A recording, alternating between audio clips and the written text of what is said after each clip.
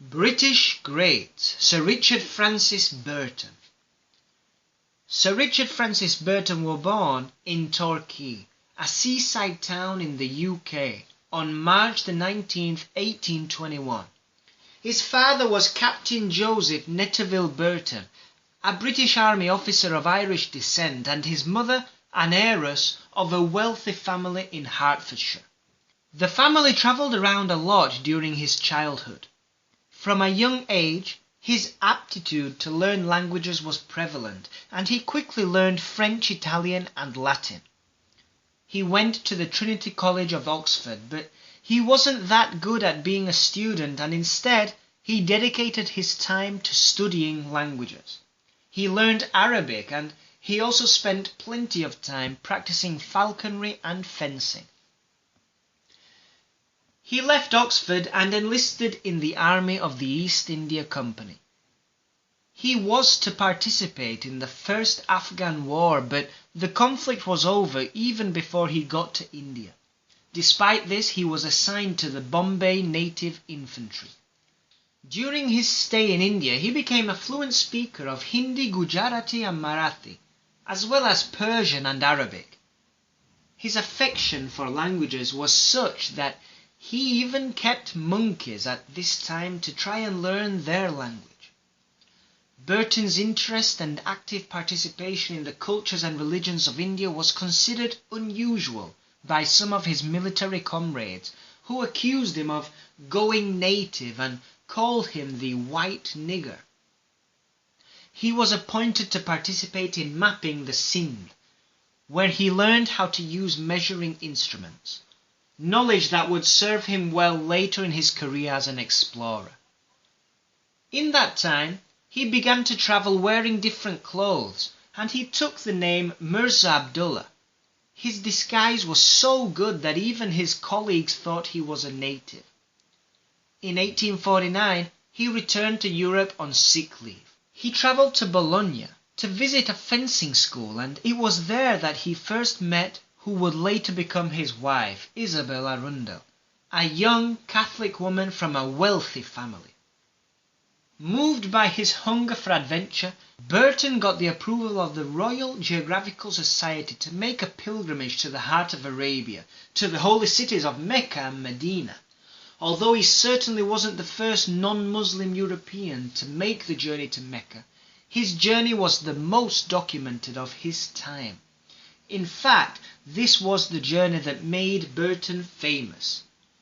His 7 years in India on army service helped him get used to the customs and behavior of Muslims, and later he worked hard on the preparation, spending a month in Alexandria learning how to eat, drink, sleep, sit, and of course pray correctly, the proper way to walk into a mosque with the right foot first.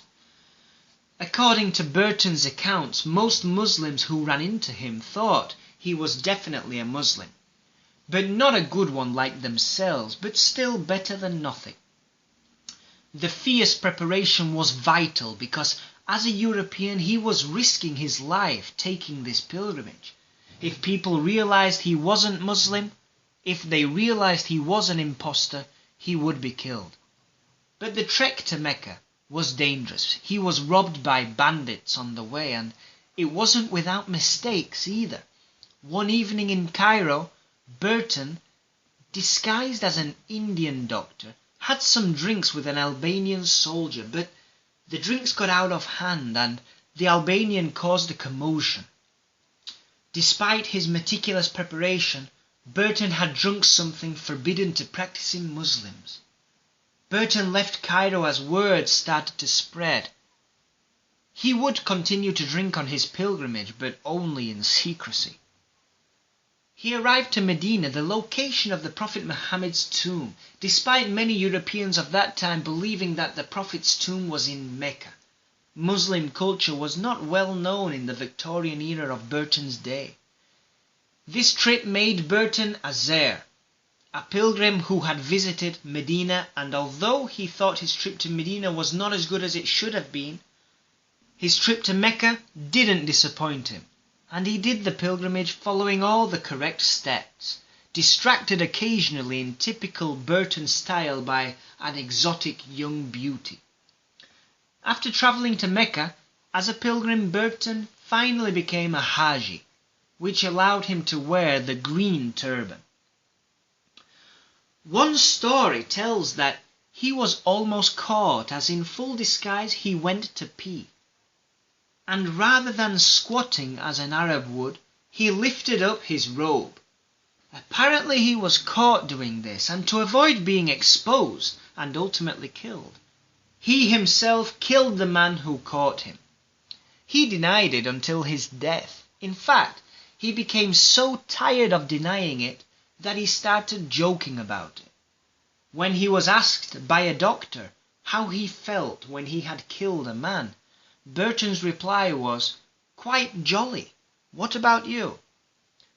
He also replied to a priest when asked the same question, "Sir, I'm proud to say I have committed every sin in the Decalogue." After completing the pilgrimage, he returned to Cairo, and stopping off in India, he then travelled to the port city of Aden in Yemen in order to prepare for another expedition to explore the interior of Somalia. Burton hoped to find the large lakes he had heard about from Arab travellers. While he was in Aden, he first met Lieutenant John Hanning Speke, who would later accompany him on his most famous expedition. While in Somalia, camped near Berbera with Speke and another 2 lieutenants, Hearn and Stroyan, they were attacked by 200 Somali warriors. In the fight, Stroyan was killed. Speke was captured and wounded in 11 distinct places before he could escape. Burton was regarded as a demonic fighter in the army and fought valiantly, but was impaled with a javelin, the point of it entering one cheek and exiting the other side of his mouth. He ran away with the javelin still transfixed in his head. The attack left a huge scar on his face. Not surprisingly, he later wrote that the Somali were a fierce and turbulent race. The exploration to the lakes Tanganyika and Victoria took place a year later, in which he left Somalia and enlisted in the army again to fight in Crimea. Before leaving for Zanzibar, Burton secretly got engaged to Isabel Arundel. Her mother wouldn't allow a marriage because Burton wasn't Catholic or wealthy. Burton had heard stories about the inland sea, and he hoped that the expedition would reveal the source of the River Nile. Speke again accompanied him on this expedition, and they headed west searching for the lakes. They formed a strong bond during the lengthy journey, and both men had problems with tropical diseases. Speke went blind for some of the journey and went deaf in one ear, caused by an infection after trying to remove a beetle. Burton wasn't able to walk and had to be carried for a part of the journey. They arrived at Lake Tanganyika in February 1858. Burton was shocked by the sight of the magnificent lake. Speke, unfortunately, after such a lengthy journey, wasn't able to see the lake due to his blindness. On their return journey, Burton got ill, and Speke continued alone, trekking north until he found Lake Victoria. Speke believed he had finally found the source of the Nile. Both Speke and Burton returned home very ill. As usual, Burton kept meticulous notes on the geography, language, customs, and even sexual habits of the people he encountered. These notes would later be very useful to explorers going into East Africa. A long dispute between the 2 men followed the expedition. There were problems with the unpaid debts brought on by the expedition in Africa. Speke believed the debts to be Burton's responsibility. Upon arriving to London, Burton found that Speke had already given a lecture to the Royal Geographical Society, proclaiming his discovery that Lake Victoria was indeed the source of the Nile. Burton was not pleased, firstly because he didn't agree with Speke's theory, and secondly because apparently they had agreed to give the first speech on what they had found in East Africa together. In England, Speke was being highly praised for his role, and Burton felt his own role was being portrayed as secondary to Speke's. The dispute damaged the reputations of both men, and on the 16th of September 1864, both men were going to debate the source of the Nile at a meeting of the British Association for the Advancement of Science. The day before the debate, Burton and Speke sat near each other in the lecture hall. Speke stood up and left abruptly, saying, "I can't stand this anymore." That same afternoon, he went hunting and was found dead near a wall with a wound in his side. There were no eyewitnesses, and theories of suspicion and even suicide spread. In addition to his thirst for travelling and languages, Burton also had a huge interest in sex and sexuality, until the point that during his travels he would actually make measurements of the lengths of the sexual organs of male inhabitants where he travelled. I did mention before that his notes were meticulous.